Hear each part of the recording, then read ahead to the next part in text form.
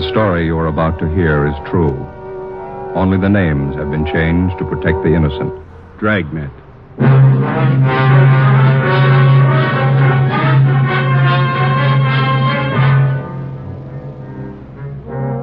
You're a detective sergeant. You're assigned to burglary detail. A man posing as a doctor is burglarizing homes in your city. You have his description. Your job, find him.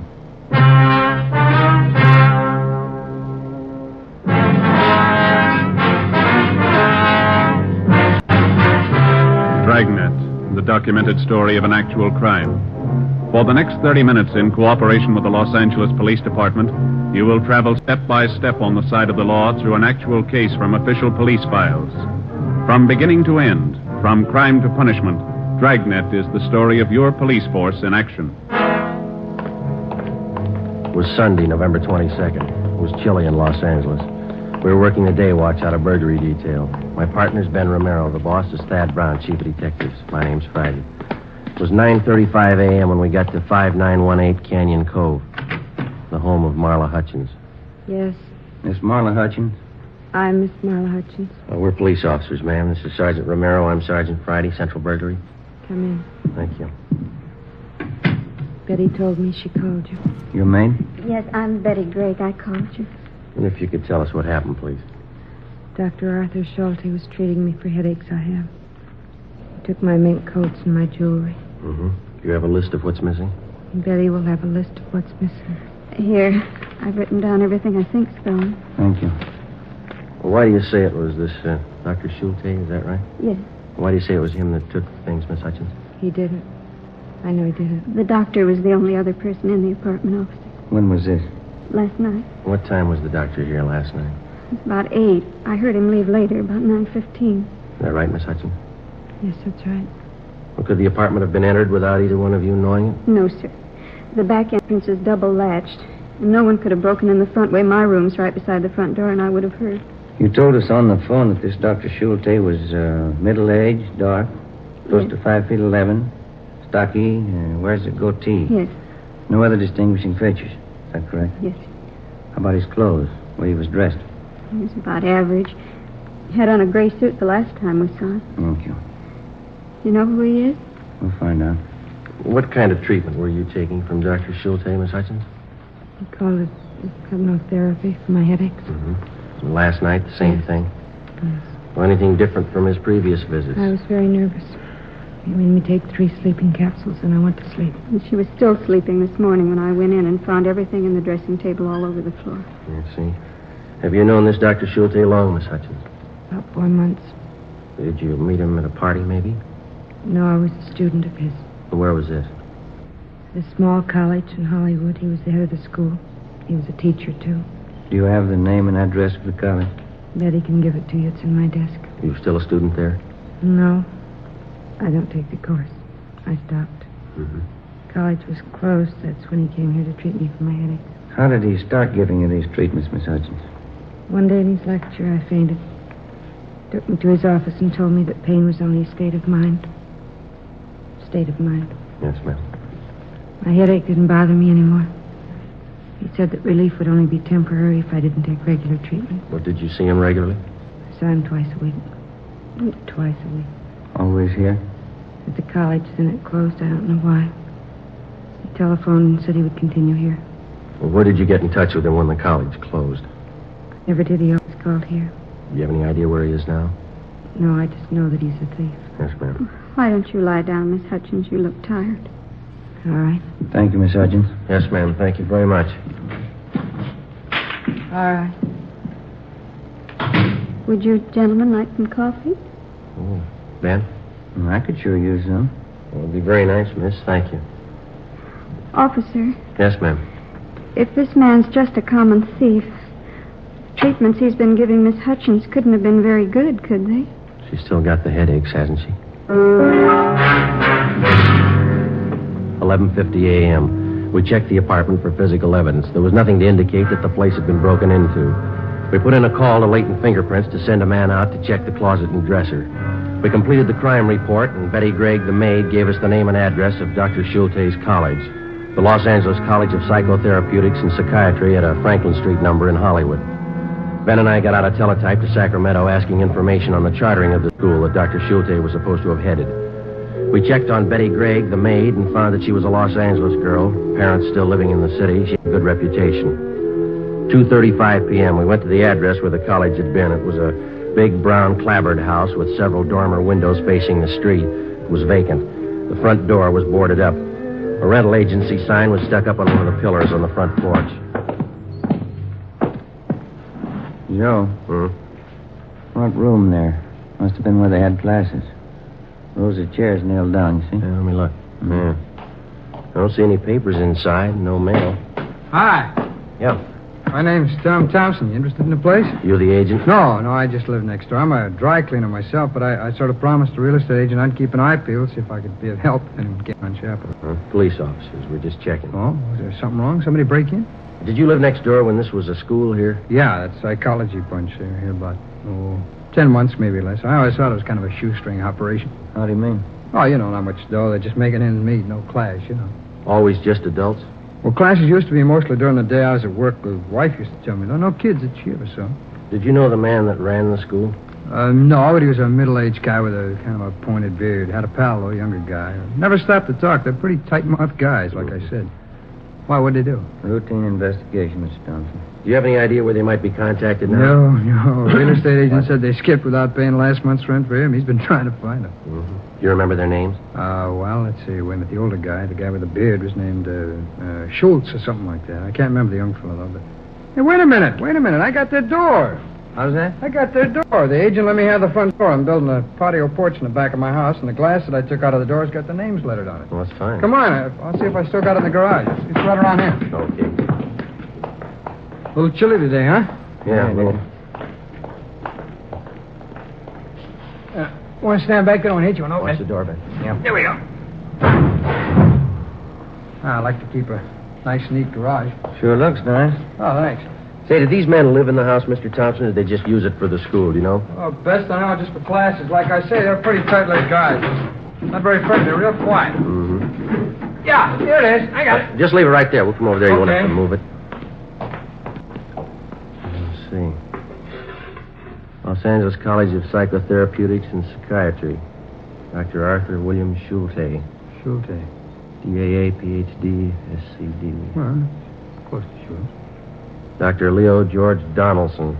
DV, PhD, SCD. Mm-hmm. I got it, Jim. Okay, fine. We're much obliged, Mr. Thompson. Here's our card. If you hear anything regarding these men, we'd appreciate you calling us. Oh, sure. I'll be glad to. Wait a minute. Here. Here's my card. Ideal Cleaners over in Ivar. If you get around that way, why, drop some stuff off. I'll see it gets special attention. Well, thank you very much, Mr. Thompson. No, it's okay. I'm sure glad I didn't throw that glass away. Brother, look at all the letters after the names, eh? Wonder what it takes to get a lineup of degrees like that. Paintbrush in about 10 minutes. 5 p.m. Ben and I drove back to the office. There was a report from latent fingerprints. Nothing but the prints of the two girls had been found in the Hutchins apartment. We checked what information we had on Schulte and Donaldson through to the FBI on the teletype.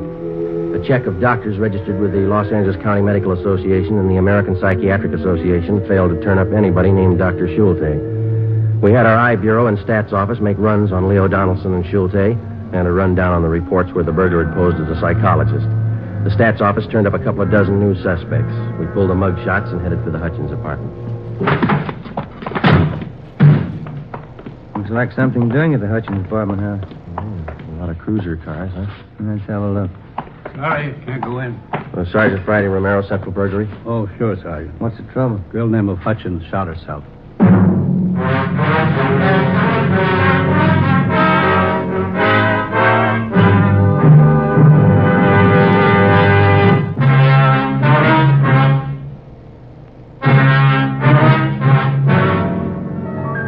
Monday, November 23rd. During the morning, the coroner's office signed off Marla Hutchins' case. The verdict was that she had taken her own life. The police psychiatrist told us that probably the hypnotic treatments by Schulte had hastened her death.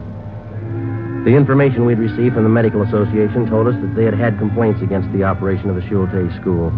They'd pointed out to us that it takes over 12 years in recognized medical schools to become a member of the American Psychiatric Association. Schulte had been mass-producing pseudo-psychiatrists in 8 weeks. 1:40 p.m., we met with Captain Fulton. School was a phony. Degrees and diplomas sold to anybody who had cash. Yeah. They're not operating anymore? We checked that out. They're gone. Well, here's the answer to your teletype to Sacramento. Thank you. Gives details on the application for the school to Schulte. He's listed as founder and dean. Donaldson is listed as staff. There are no addresses other than the Franklin Street number there. Anything else? A month ago, Leo Donaldson opened courses of instruction in Los Angeles under the title California Physicians College of Psychiatry, 781 South Hill Street. Schulte associated with him? No. Have any idea where Schulte is?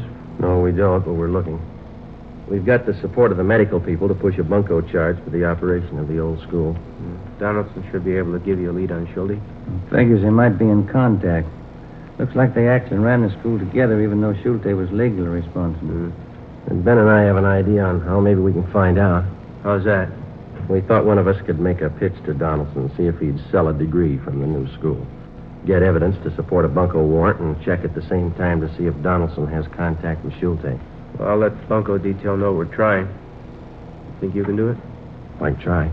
You know anything else about Donaldson's courses? No, that doesn't bother me. How come? Neither does Donaldson.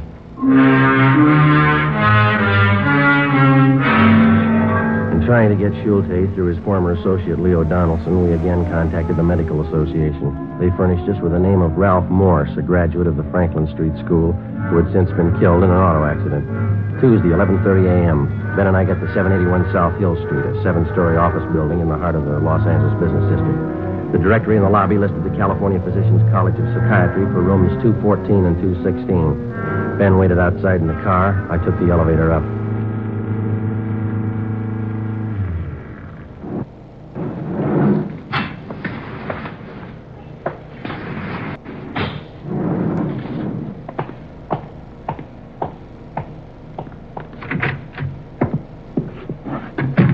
Yes, may I help you? Dr. Donaldson? I'm Dr. Leo Donaldson. May I be of assistance? Well, my name is Frank Ditton. I wanted to ask about the curriculum here. Well, we've just opened, Mr. Ditton. We're not quite ready to start classes. You understand this is very advanced instruction. Most of our students will have had considerable background in psychiatry. Oh. Well, a friend of mine, Dr. Morse, said that he was sure I'd be a good student for you. Dr. Morse? Mm-hmm. I'm not sure I place him. Well, he was one of your students at the Franklin Street School. Said that Dr. Schulte knew him quite well. Oh, yes, I remember. Brilliant man. How's he getting along? He was killed in a car collision. Oh, that's too bad. Well, frankly, what I was interested in is being able to take over his practice. Could I get the same deal he got? I think so, Mr. Ditton. What'd you have in mind? Well, take some courses and get a degree. I worked with Morse for a while. I can set up a clinic. He did okay. I figure maybe I can, too. Well, here's a list of the courses we'll offer. Thank you. We'll go over it together, and you can indicate what sphere of study you'd like to undertake. Mm-hmm. Does Dr. Schulte teach any of these courses? No, he doesn't. Now, the first semester will include painless and drugless childbirth, practical and applied psychology, auto-suggestion, prenatal suggestion. Yeah. Well, look, Dr. Donaldson, straight practical and applied psychology is the specialty that I want. See? What degree do I get, and how much will it cost? Well, the least expensive is a doctor of psychotherapy at $450. A doctorate of philosophy and psychology is $500. For all purposes, if you can afford it, Mr. Ditton, is a doctorate of science. That's $800. Oh. That course was $1,000 at the Franklin Street School. Yeah. Well, I don't know. That's a lot of money. I guess I have to have it, though. I wonder if you'd take a check now. Certainly. You understand what a tremendous advantage these degrees are to the professional man who, for one reason or another, may never have had a chance to get a college diploma. Mm-hmm. Well, the course is very hard? You look like an intelligent man, Mr. Ditton. I'm sure you'd have no difficulty. All right. Well, say, look, Doctor, I live out in Van Nuys now, and I'm working 3 days a week at the present time. It's going to be pretty tough to get downtown here. Do I have to be here every day? Since it's the diplomas most of our students are interested in, we have, on occasion, made exceptions in cases like yours. Well, I'd appreciate that. We could possibly, in the case of a doctorate of science, present you with your diploma in advance of you taking the course, and you could launch into private practice at once and take the course whenever it suited you. Couldn't ask for a better deal. Everything's mentioned in this catalog. The forms are in the back. Why don't you sit down right there? Oh, thank you very much. And rules and regulations. No books are required of students. Well, that's a break, huh? We lecture a little differently from some colleges, and therefore we've dispensed with texts because we feel they tend to confuse the data. Mm-hmm. When I take the course, who will be my instructor? I will. Well, Morse talked a lot about Dr. Schulte. Does he teach any of the classes? No, Dr. Schulte was associated with me in the operation of the Franklin Street School, but is not the staff member of the California Physicians College of Psychiatry. Well, I was just wondering, if I paid extra, could I get some classes with him? Morse said that he picked up a lot of useful information from Schulte. He's a fellow with a goatee, isn't he? Yes, that's right. Well, truthfully, I have no idea where Dr. Schulte is presently located. I understand. Now, let's, one regulation here. Yes. No student will be admitted who cannot show documentary proof of the successful completion of secondary school work. High school. You can understand that, can't you, Mr. Ditton? How do you mean? Well, there are certain minimum academic standards we must observe. Yeah. In order to maintain the quality of our degree. Dr. Donaldson accepted my check to the amount of $800. I asked for a receipt, and he filled out a blank Doctorate of Science degree, which he carefully lettered with the name Frank Ditton, and signed himself as dean. I arrested Donaldson, and Ben and I took him in for booking. 1 p.m. We received a long teletype from Washington. Arthur Schulte had a record of arrests and convictions back east. It started with a conviction 16 years ago for the interstate transportation of pornographic motion pictures. The record gave us no known addresses, but important in the information was the fact that Schulte had originally been trained and had worked at being a projectionist in movie theaters. In the M.O. was the notation that he'd been known to take up his old occupation when sought by authorities. 1:35 p.m., we contacted the local office of the Motion Picture Projectionists Union, where they told us that they had placed an Arthur Schulte in the booth of one of the Main Street newsreel houses on Sunday. That was the day before. 2:30 p.m. The Crescent Theater was buried between two bars and advertised an hour of newsreels and short subjects for 20 cents. Where's the manager? I'm him. Can we talk to you a minute, police officers? What? I say we're police officers. We'd like to talk to you. Nobody here to take over. Why don't you come in and I can open the booth door here and talk? Okay. Better on the back, I guess, here, Ben. Yeah, thanks. Where is he? Hey, mister. Okay. What's the trouble, officer? You have a man with the name of Schulte working here? That's right. Projectionist isn't working right this minute, though. Comes on duty at 4. An hour. All right. I wonder if you'd take a look at this description, please. Sure. There you are. 5'11". Man working here is clean shaven, no goatee. Outside that sounds the same. Mm-hmm. Any idea where he lives? No, I don't. Well, we'll have to wait for him here. All right. Wait a minute. Just one? Where you want to wait? Inside? Well, I think we'd rather stay up in the projection booth if it's all right. Up the steel stairs there on the right. Tell Pete Eigen. He's the man up there now. I said it was okay. All right, don't say anything to him when he gets here, will you, sir? I won't, officer. Come on, Ben. It's this way. It's a long climb, huh? Yeah, it is. It's right up there. Oh, yeah.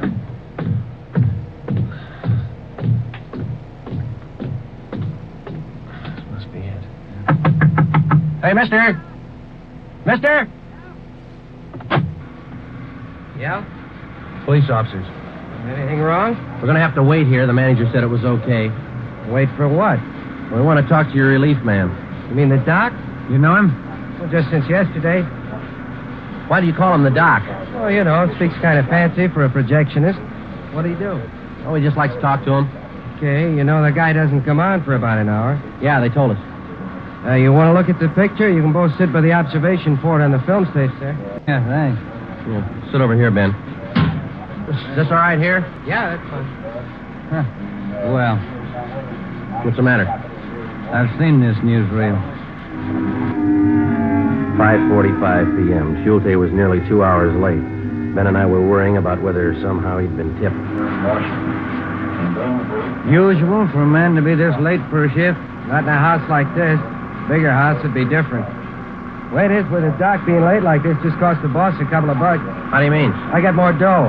I'm over my maximum hours. If the old guy'd stay away long enough, I'd be on Golden. Golden? What's that? Yeah, double and a half time. Boys in the business call it golden time. Oh. Most dough you can get is double golden. You get that working over maximum number of hours after midnight on a Sunday. Uh-huh. That's double golden. Never happened to me, though. How do you stand? What do you mean, the money? The noise. You get used to it. Don't pay any attention after a while. Don't you get tired of hearing the same soundtrack over and over? No, you just know it's there. It never registers. What they're saying, I mean. Just if it stops when it shouldn't.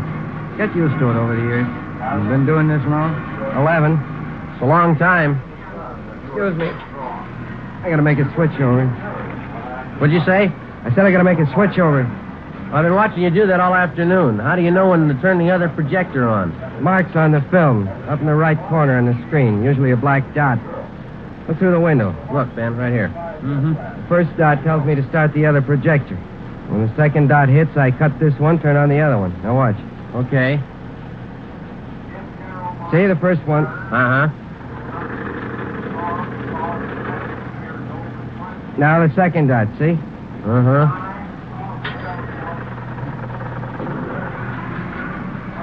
Smooth. You never know the difference. Simple stuff. People never seem to notice the switches. Just a minute. Hi, Doc. A little late. Sorry I overslept. Your name, Schulte? That's right. Police officers would like to talk to you. I have to go to work. It'll wait. You want to go downstairs? All right. This way.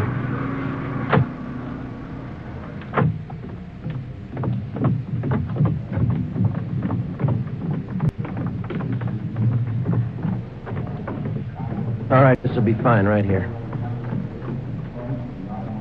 You say your name is Schulte, Arthur William Schulte? That's correct. Ever been known by any other name? Why? Did you operate a school called the Los Angeles College of Psychotherapeutics and Psychiatry during the past year? I'm not saying anything. Where are you living, mister? I'm not saying anything. Let me see your identification. Here, my wallet. All right. No, you hold it. Say, open that part there. I take out the card. Union card. We'll take it stub. Social Security card. That second thing there behind the cash. Yeah. Let's try to fold a piece of paper there. It's just a bill. Mm-hmm. What is it, Joe? It's a bill. Milliken Hotel. Let's go. We drove to the Milliken Hotel, about 6 blocks from the theater in the same Skid Row district. We got the key from the room clerk and went up to Schulte's room. It looked like any dingy hotel room. A small footlocker sat at the end of the bed on the baggage stand. 2 suitcases were over by the closet, and sitting on the floor alongside the bureau were 2 waist-high stacks of books. You got the key to the small trunk? I don't have to submit to this. Let's open it up. Open it yourself. Here's the key. All right.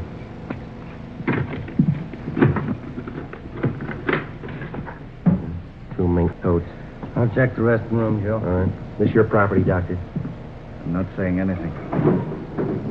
Just clothes, regular stuff in the bureau. How about those suitcases over there?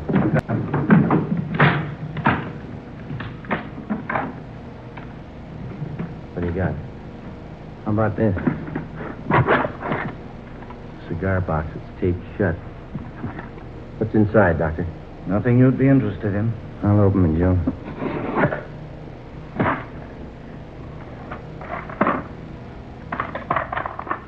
Schulte? Bracelets, rings, matched earrings. Fit our stolen property report. These were gifts. People say you took them. They're sick. I've done them a lot of good. They know. They thank me this way. Now, People I get these things from, they know I've helped them. will you help Marla Hutchins?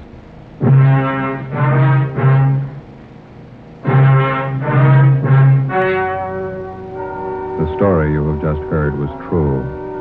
Only the names were changed to protect the innocent.